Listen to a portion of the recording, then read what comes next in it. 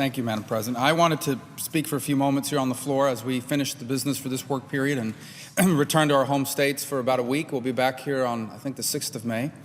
And at that time, we'll continue this important conversation that we're having on a number of issues. But one of them is this issue of immigration, which was recently back in the news as a result of some efforts we had here. Let's begin by saying that let's describe the reality that the United States faces today. First and foremost, this is a country that doesn't need to be convinced of the benefits of legal immigration, because virtually every single one of us, including those watching here now, people that work in this building and across this country, are all but a generation or two removed from someone that came here from somewhere else. And so we don't need to be convinced of the virtues of immigration because we have lived them. We see them every single day. And in fact, we read about them as well in terms of great innovations that have changed the American economy and made this country different from any in the history of the world. There may be some debate, but not much, about the value, the importance of legal immigration to the United States.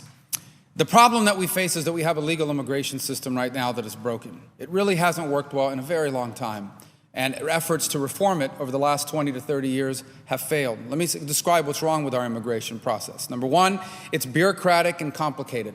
It's just very difficult to navigate the legal immigration process. The result is long backlogs and a bureaucracy that has to be dealt with. You have to lawyer up just to legally come here. That comes with its own set of problems. The second problem with the legal immigration system, it quite frankly isn't based on the 21st century.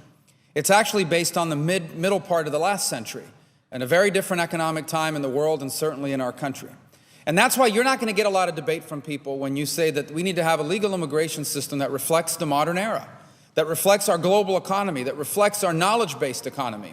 We need a legal immigration system that is good for America's economy. And that means a lot of different things. For agriculture, it means the ability to find workers when they need them. And that's usually most of the time. Foreign workers that come here as guests and work on a temporary basis or even on a year-round basis, but a way to access those workers in a legal way. It also means to continue the flow of legal immigrants to the United States through a safe but reliable and non-bureaucratic process that's cost-effective and encourages people to come here legally. It also means, by the way, that in some industries and in some sectors, from time to time, you will need guest workers, people that are not going to stay here permanently, but people that fill in the gaps, particularly in times of very low unemployment, when you cannot find a domestic worker to do that work. You need a legal way to be able to do all of these things. But perhaps the most important initiative that you need is a legal immigration system that's based on merit and on skill. Now, right now, the legal immigration system is based on whether you know someone that lives here. And if you know someone who lives here as a family member, they can bring you with them. It's this term you hear a lot about, chain migration. And there's nothing inherently wrong with that. The problem is that if today our economy has changed and our immigration system has to change with it. And so I think there is a growing consensus around the country that we need a legal immigration system that is no longer solely based on whether you know a family member that lives here, but rather having one that is built on whether you are going to bring a special skill or talent or fill a certain void that exists in our economy today. The second problem with our legal immigration system is that our laws are not being enforced. And I can tell you that in the last 9 or 10 days since we first introduced a bipartisan bill that we're working on as a starting point for this debate, if there's one thing that's become abundantly clear, is the complete lack of trust that people have on the federal government and on its ability or willingness to enforce our laws.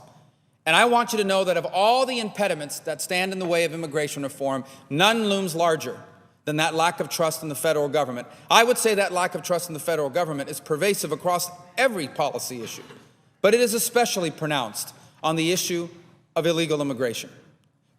Too many people simply do not believe that the federal government is enforcing the law or is willing to enforce the law.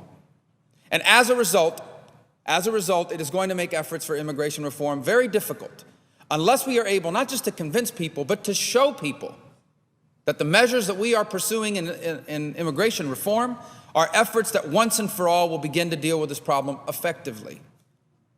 And the third problem that we have is this reality that we have millions of human beings living in this country illegally. Some came legally and overstayed the visa. In essence, they came, they're supposed to be here for 90 days, and they stayed. Others crossed the border illegally. The point is, by the way, of the people that overstayed, that's about 40%. In my home state of Florida, it's much larger.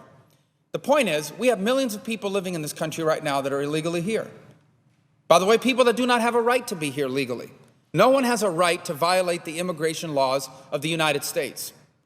On the other hand, the decisions that created that problem were made in 1985 and in 1986, when I remind people that I was in ninth grade.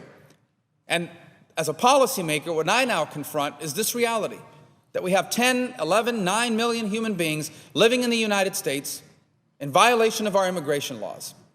And to add to that, most of these people have been here for more than a decade. They have children that are U.S. citizens. They may even own property. They work. They're here. And they're never going to go back. So we have to deal with that fundamental reality as well. With all of that in mind is how I decided to get involved in this immigration reform debate. Now, let me explain. There is really very little political benefit to this issue. Believe me. Number one, I would rather be on the floor debating issues like taxes and the debt and the impediment that they place on our economy and on its growth. And I hope we can get to those issues. But this is also an important issue, and it was an issue that was going to come up. I remind the members of my party that we are not the majority here. I wish we were, and we'll continue to work to make that happen. But we are not the majority. And this issue was going to come up on the floor of the Senate, with or without us. And it is a legitimate problem the country faces. And so therefore, I decided it is better for us to be engaged and try to come up with something that works. And that's why I endeavored to get involved in this issue. And that's why I continue to be involved in this issue. As a result of that, I laid out some pretty clear principles about what I think immigration reform should look like. It should modernize our system. It should create real systems for enforcement so we never have this problem again. And it deals with the people who are here illegally in a way that's compassionate and humane, true to our principles and our heritage as a compassionate people, but also in a way that ensures that it's not being unfair to the people that did it right and doesn't encourage people to do this wrong in the future. Those were my principles. And based on those principles, I entered into negotiations with 7 other senators to work on a bill that begins as a starting point of this debate. Now, I've heard criticism about that process. People say, well, it's a secret process, it's behind the doors. Let me clue everybody in on something. Every bill around here is drafted at the beginning in someone's office. And most people here, when they draft up a bill or an amendment to bring to the floor, they don't do it in some auditorium. They're working on it in their office with their staff. That's just the starting point. That bill has to be filed. You're not voting on a sheet of paper. You're voting on a bill that people read and analyze. And that's what this bill is. It's a starting point. It is 8 senators, 4 Democrats and 4 Republicans that spent 2 to 3 months working on a bill that we present to our colleagues and say, this is what we were able to come up with. Now it's your turn to make it better. And we actually have a process here to do that. And here's how that process works. And I don't mean to be patronizing, but it's important to remind people of that process. Here's how that process works. You file a bill. Committees hold hearings on those bills. Then they do what they call markup, which basically what it means for those watching at home is a bunch of senators sit around and they literally vote on changing the bill. People offer ideas about how to make it better and how to change it. That is an important process. That has to happen. And it has to happen with this bill. 2 weeks from today, they will begin that process. Now, I have heard my colleagues come to the floor, some, and express concerns about different provisions in the bill.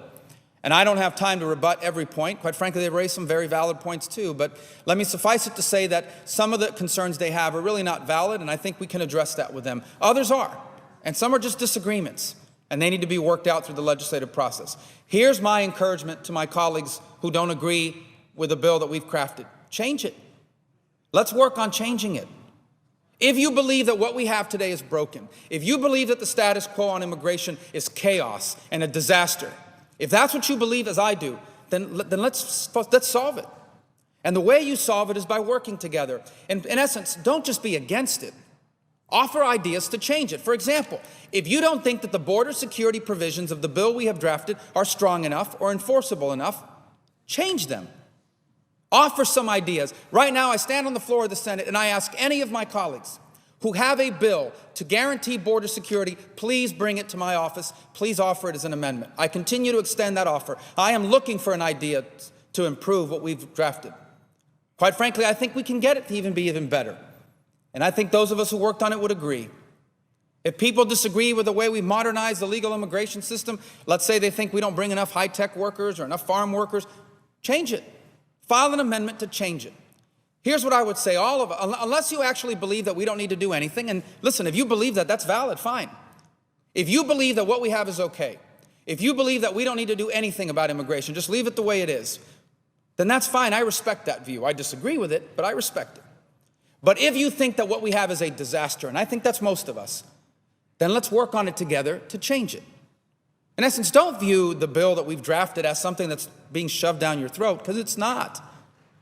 View it as a starting point product upon which we can build something that I hope most of us can support. If you are opposed to this bill or elements of it, try to change it. Try to improve it. That's why we have something called the amendment process. And by the way, that's just in the Judiciary Committee. Beyond that, it's got to come to the floor of the Senate, where I expect there to be open debate, where I expect there to be an open amendment process. And if it passes here, then it has to go to the House, and we have to work with them to get a product we all agree on. Here's my point. If you're going to be against anything, no matter what we file, no matter what, you just don't want to do immigration reform, then that's fine. But if you believe, as I do, that our legal immigration system is broken and needs to be modernized, then let's work to change it. If you believe that we need to be realistic about the fact that we have 11 million human beings in this country who are going to be here for the rest of their life, whether we deal with them or not, and that it's not good for America to have that many people here who we don't know and have no idea who they are, where they are, many of them are not paying taxes, then let's work together to find a way to deal with it. If you believe that our laws are not being enforced and we need to pass laws that force the administration, this one and a future one, to enforce our laws, let's change it. Let's work on something that comes up with that. I'm all ears. I'm all open-minded about that, and so are my colleagues. But let's not leave it the way it is, because the way it is chaos. It's bad for our country. What we have today is not good for the United States. And our job as policymakers is not just to come here and criticize. Our job is to come here and to make a difference. Our job is not just to come here to the floor and make speeches or go back home and give speeches or do television interviews. Our job is not just to poke holes. Our job is to plug holes too. Our job here is not just to criticize, but to make better. And what we have now just doesn't work. It's not good for our country. We can't leave it this way. And we have a chance now to, I think, truly improve it. This is not an effort to force anything down anyone's throat. This bill that we've worked on is a starting point. It's not a take it or leave it proposition. It never has been. And to pretend that it is isn't fair. To pretend that somehow something's being crafted here that's being forced down someone's throat with no options to amend it or make it better, that's not true. You know that. I've talked to almost all of my colleagues here and extended an open hand, and let's work together to make this better. I really think we have to. Is this the most important issue America faces? No. We owe $17 trillion, and we have no idea how we're going to pay it back. We have an economy that's not growing, and we need to do something about it. But this is an important issue, and by the way, it's related to that issue. And there actually is a growing consensus that we have a chance to do something about it once and for all. Let's work together. Let's work together.